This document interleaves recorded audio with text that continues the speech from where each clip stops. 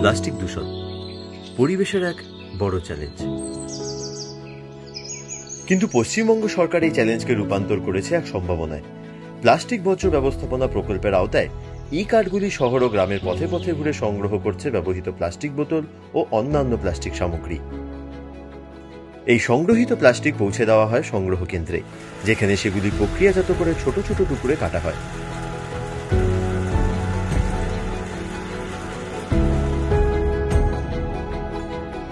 এই প্লাস্টিক টুকরোগুলিকে বিটুমিনের সঙ্গে মিশিয়ে তৈরি হচ্ছে নতুন রাস্তা।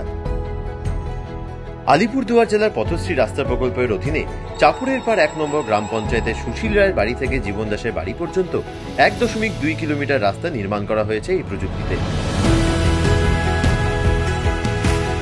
এই প্রকল্পের ব্যয় হয়েছে 42,22,811 টাকা।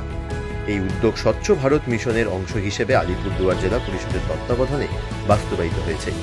এটি শুধু পরিবেশ রক্ষায় নয়, রাস্তার স্থায়িত্ব বৃদ্ধিতেও সহায়ক। প্লাস্টিক বর্জ্যকে সম্পদে পরিণত করার এই পদক্ষেপ আমাদের ভবিষ্যতের জন্য এক উজ্জ্বল দৃষ্টান্ত। আসুন আমরা সকলে মিলে এই পরিবেশ বান্ধব উদ্যোগকে সফল করি।